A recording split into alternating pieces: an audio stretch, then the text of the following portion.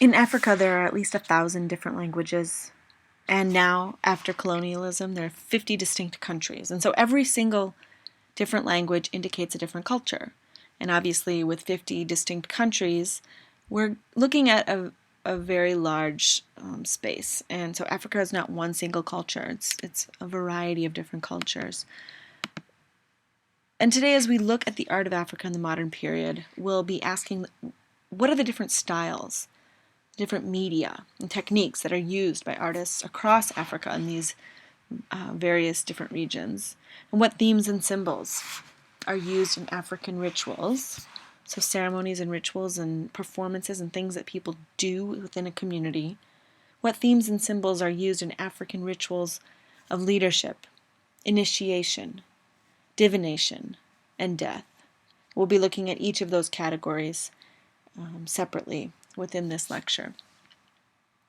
What is the role of masquerade in African rites of passage? So rites of passage mean the movement from one state to another, such as initiation or the movement from life to death.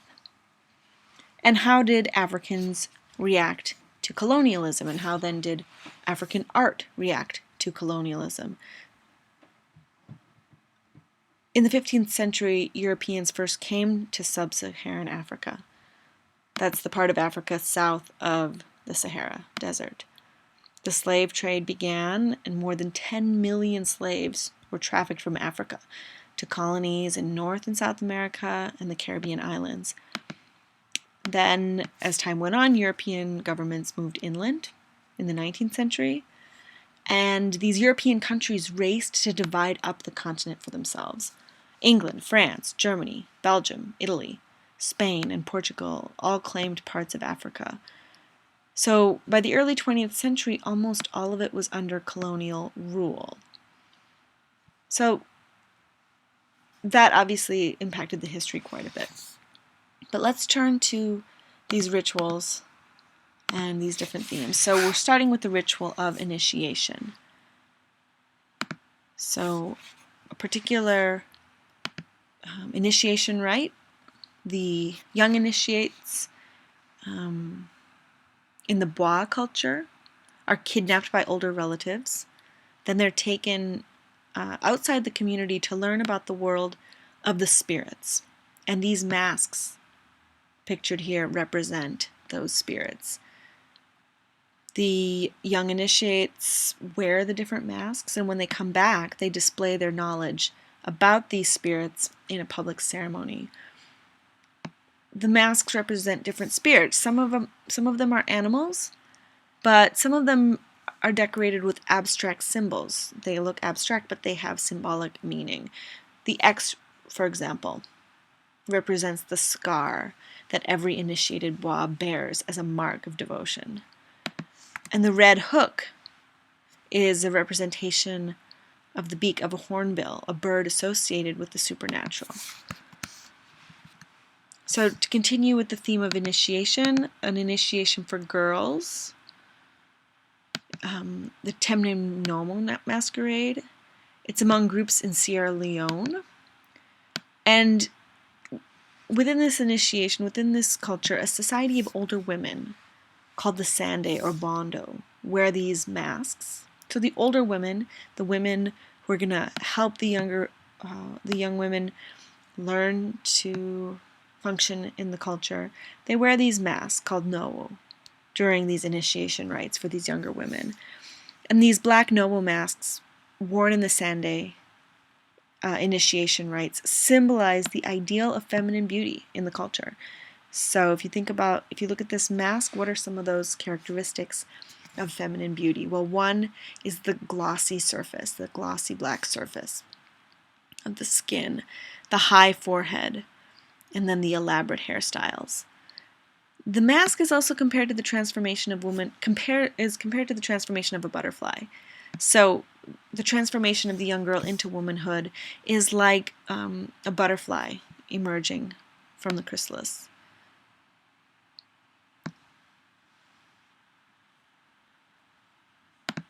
Another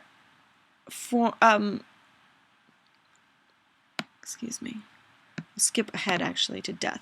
Another ritual, another aspect of life is death.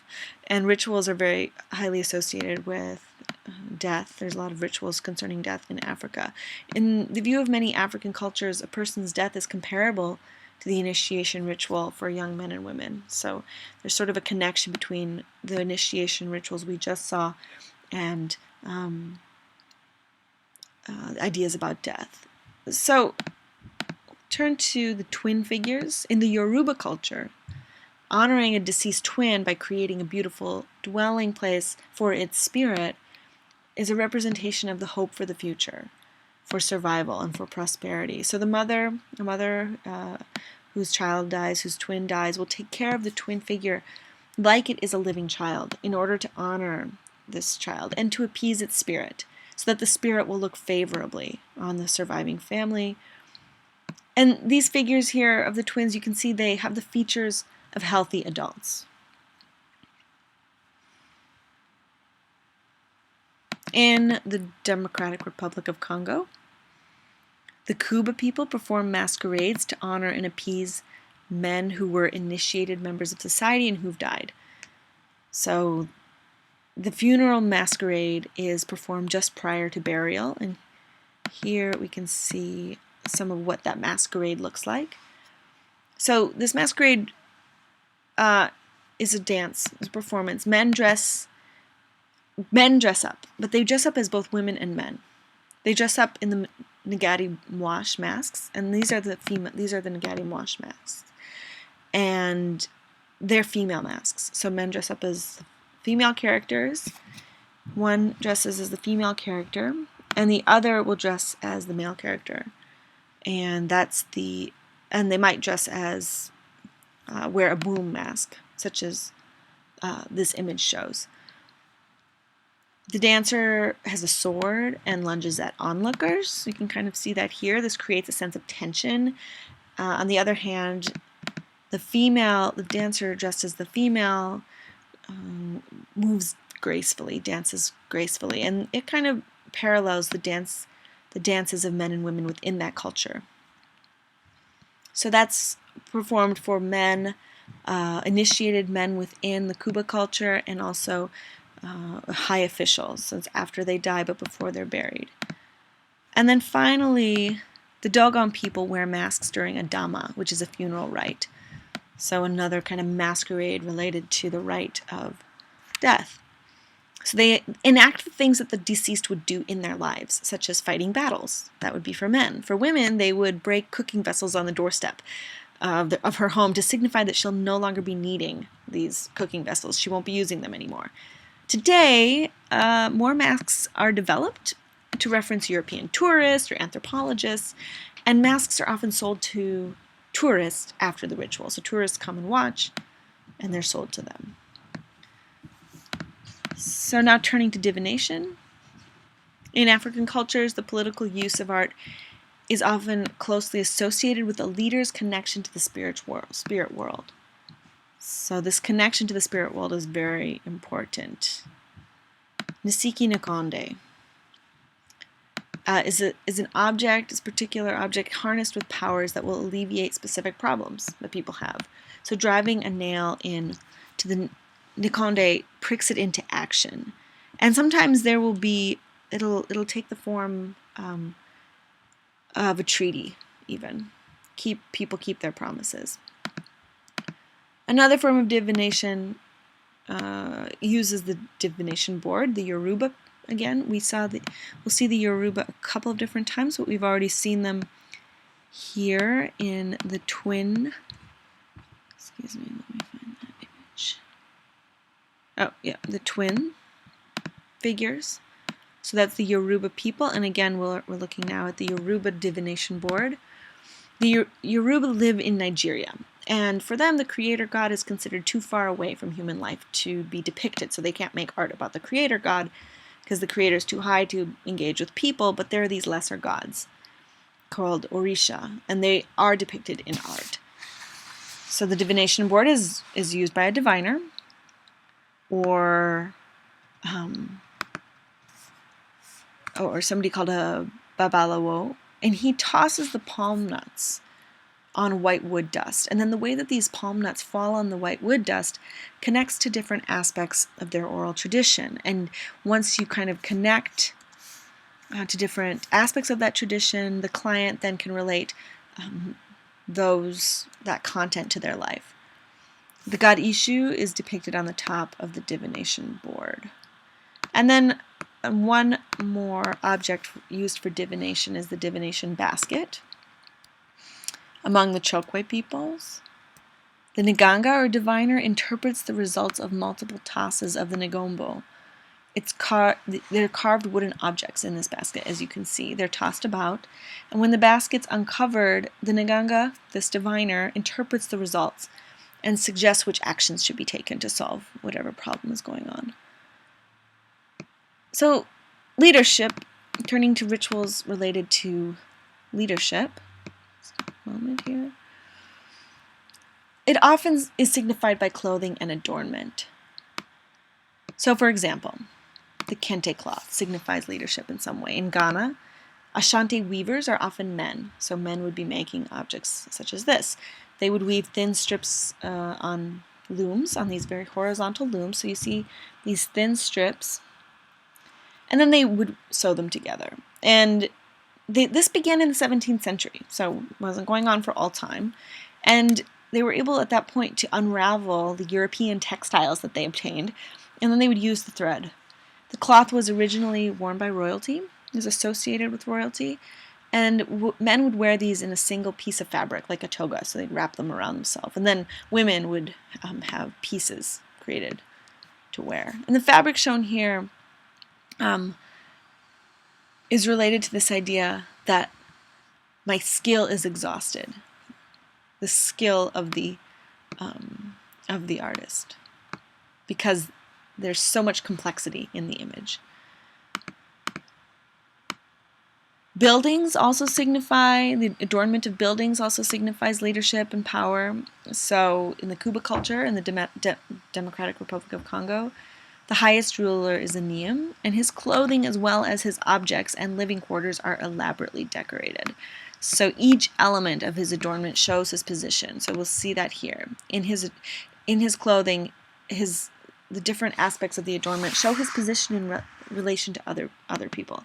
So he's got the most lavish clothing for this reason. And in the same way, his living quarters are indicated with these geometric designs, living quarters of the royal compound. And his leadership is signified through these geometric designs. Finally, back to the Yoruba people. If you remember the image of the twins, again, Yoruba, and the divination board, all Yoruba, just to help you make that connection between what we're looking at. So another ritual related to leadership, or objects related to leadership. We've just looked at rulers in the Democratic Republic, now in Yoruba, again in Nigeria. They adorn palaces with power, of those with power and authority. So these palace doors were covered with carvings. Olowe of Ise died in 1938. He was a master carver. His relief carvings for the door panel for the royal palace at Ise are in such high relief that the figures actually come off of the page, basically. They are carved in the round, which means that they are carved all the way around. So if you can see here, this is the side view. Excuse the phone ringing.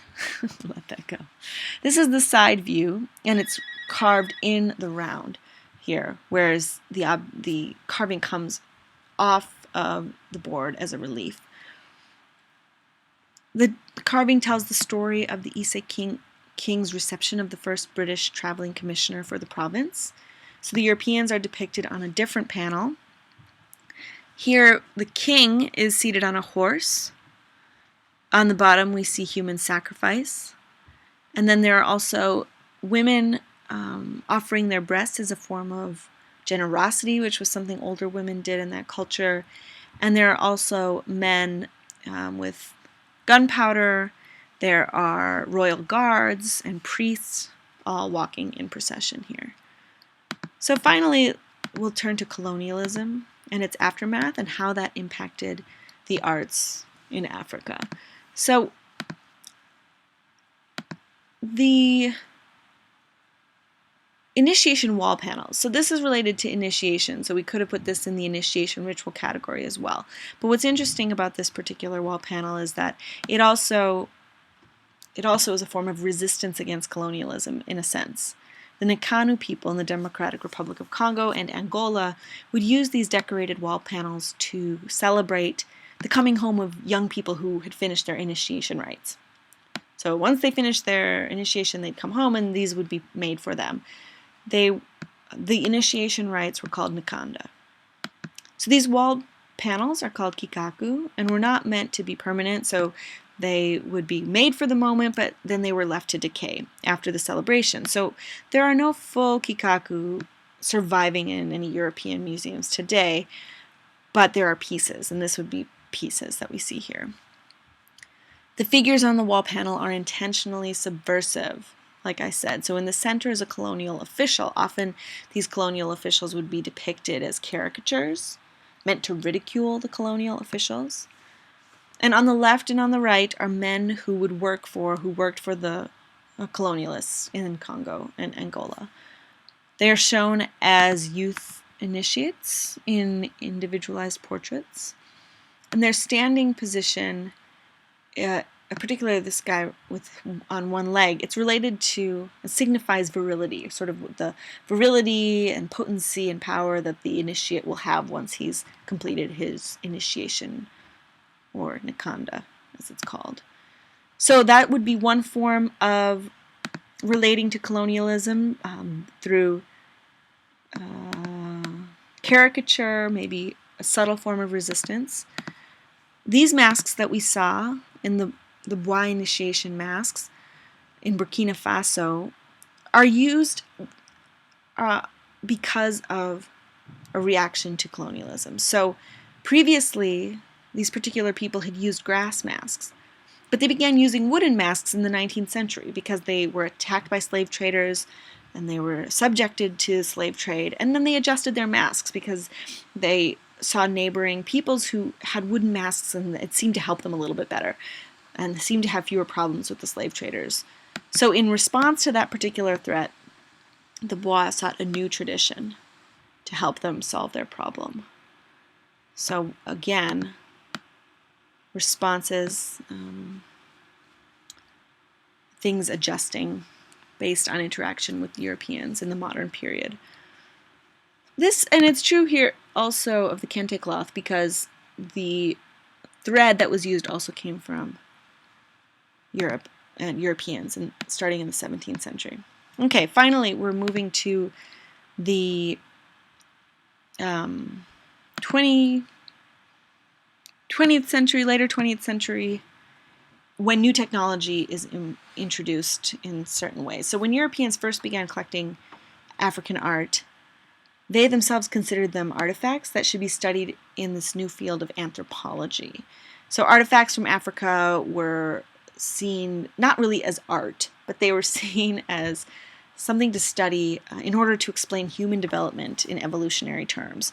So Europeans seized and stole objects and artifacts from Africa, of course, and many of these objects are still found in museums all over the world. So many of the things we've seen in this lecture today came or were stolen at some point in the 19th and 20th century or were obtained in some other way from Africa. So there's these huge collections, which is good, although at the same time, as we saw with Native American art, displaying, say, for example, a mask such as this one in a museum does not give us the real sense of what it's about. This gives us a little bit more information because we see the dance in which it's being used. Just looking at it as an object is very limited. But there are in the 20th century, in the 20th and 21st century, artists who come into their own and use new technologies developed in the modern period, but also convey something true about their own culture. So new technologies influenced a lot of things. For example, plastic dolls and photographs began to be used instead of the not necessarily instead of, but sometimes replacing twin figures. So photographs could be used, or plastic dolls could be used. And then an artist such as Seydou Keita used photography to document the lives of people around him. So he'd make these portraits of people in his hometown of Burkina Faso. Bamako, Mali. So he was in that, he took these portrait pictures of people, and he shows people as successful and prosperous and confident, looking back at the camera with hope and dignity. So rather than sort of the emaciated look of Africans who are suffering from a famine or poverty, like you might see in the National Geographic, these pictures are quite different. So the technology of photography gives new possibilities for art in modern Africa. And then other modern innovations include connections to contemporary art. And we'll see more of that as we look at contemporary art in future lectures. There's a contemporary artist, El Anatsui. He's born in Ghana, but he works in Nigeria. And he's brought African techniques and motifs into his art, even though he was initially trained in a Western style. So throughout the colonial period and after World War II, many African artists trained in Europe, and so did he. Or he didn't train in Europe, but he was trained in a Western style. And El Anatsui instead decided to make work inspired by uli, a form of Igbo surface design. So sort of African surface design inspired his work. And then he began making work like this, and he collected materials from around him, that in the world around him, such as bottle caps, whiskey bottle labels, mortars, different things. He'd make pieces of art like this one. It looks like a tapestry, looks like a piece of fabric, but it's made of pieces of metal, little pieces of metal that are sewn together with copper wire. It kind of undulates sculpturally away from the wall as we look at it. So, as we've seen a variety of different styles and media and techniques used by artists across Africa. We've seen the themes and symbols used in these different rituals of leadership, initiation, divination, and death. We've looked at masquerade in rites of passage, particularly with death, and then the reaction to colonialism in Africa.